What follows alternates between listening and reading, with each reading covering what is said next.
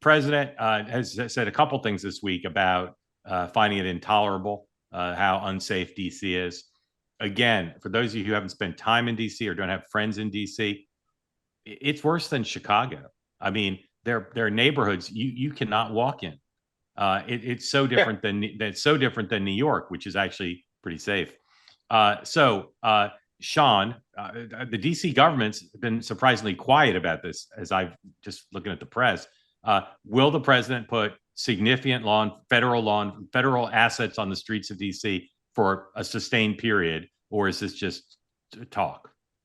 No, I think that they're going to be in significant tourist areas. So you'll see it on the National Mall around monuments, the Smithsonian area, and sort of just off the mall. But I believe that you will see some there. And look, I've said this before, and it's a reminder of this what's happening, because when you don't feel safe, it doesn't matter. When you walk through DC, and I talk to a lot of the cops, people keep saying, well, crime is down. Crime is down when you don't enforce it. And so go into a CVS on 14th, 15th Street. Everything's behind glass. You can't actually walk in. No one in the Navy Yard area where the Nats kind of play, if they're still technically a team right now, you don't feel safe in those areas anymore. And the problem is that the cops aren't enforcing the law. They aren't going after people. You've got gangs riding up and down the street in a lot of areas. So I don't really care what the stats say that the DC government put out. If you talk to any single person who spent time there, they don't feel safe. And I think the president, here's why I think this issue is important. If handled right, this could be a huge winner, because people want to feel safe and know that they're safe. They've got to be careful that they don't overreach on this issue, though. Dan. I totally agree with Sean. It breaks my heart, having lived there for 20 years and my family's still there, how unsafe DC has become.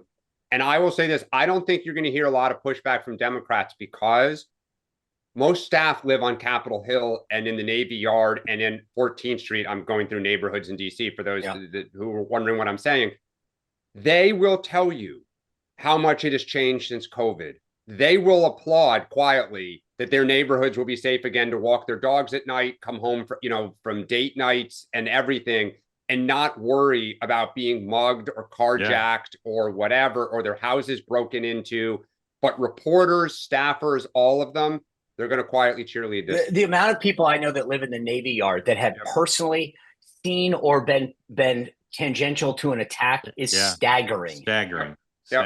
I mean, those townhouses 3 blocks from the Capitol that are multi-million-dollar townhouses that are populated by companies, lobbyists, they will all say to you, because I say, has it really changed since I moved away now almost 5 years ago? They're like, it has. Oh, yeah, it has. Want more great clips like that? I've got an idea. Hit the subscribe button, be part of the Two-Way community, never miss a clip.